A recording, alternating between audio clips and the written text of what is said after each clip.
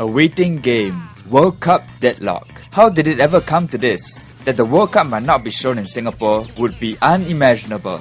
Especially to two familiar faces, RJ and Ben, football fanatics who aren't afraid to say it as it is. We get their view on the whole World Cup fiasco. Okay guys, so SingTel and Starhub did. Firstly, were you surprised that they actually joined forces? After the whole fiasco? Actually, yes, I am a bit surprised. I don't know about Ben, but it's yes great. And no. It's great to be back on Razor TV. Hey, yeah. It's good to be back.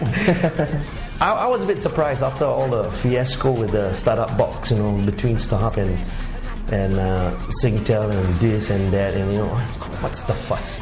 Come on, we're a small little country. Get together, let's band together. Even though you want to corner the business or take over the business, fine, so be it.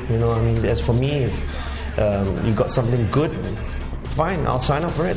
But right now, let's see what happens. Whether Starhub and SingTel gets together, whether they get this bit is a big question mark. But I don't know. I just feel it's not going to happen. I was a bit surprised, especially as you said, with the football war going on with first Mio buying over the Champions League for this season, next year buying over the whole rights and all that. But on the other hand, I'm not surprised because they both won that lucrative slice of the World Cup pie, So I think they figured rather than outbid each other, it's about money. They don't want to outbid each other and one lose out, so they want to share. But they've been a bit they've been hit now because the price, FIFA probably is asking a high price, but you think about it, Malaysia will probably show it on its normal TV stations. Indonesia, I believe, does so. So many countries show it on national TV.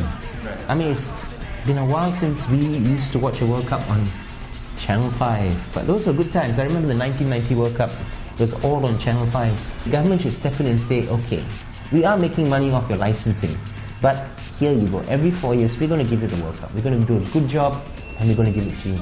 So technically then, you don't need to even subscribe to any of the big channels. You can get it.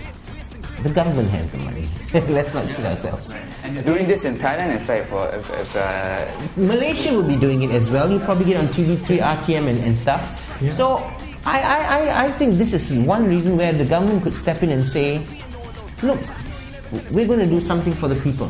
They're paying their licensing fee anyway. It's only once every 4 years. What is that? We're going to come out with a package, buy it, put in the effort, put in the money, and you get it on Channel 5. You don't have to subscribe to any of the other channels if you don't want to.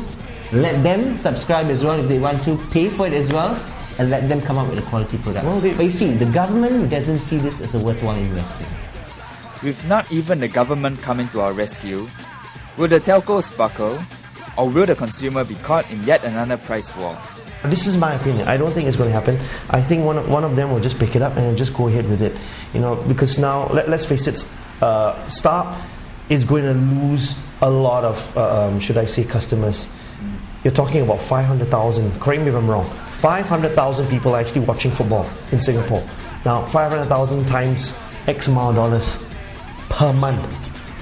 Now that's hell of a lot of money, let's face it, it's big bucks. So basically, let's see who pops out and say, hey, with that flag, I got it, I'm actually thinking this may be the first World Cup year, first time in the World Cup that Singapore may not get to see the World Cup. Yeah, you think that actually happen? Or if they go through, I think if one of them gets it, they might work it on a pay-per-view scheme.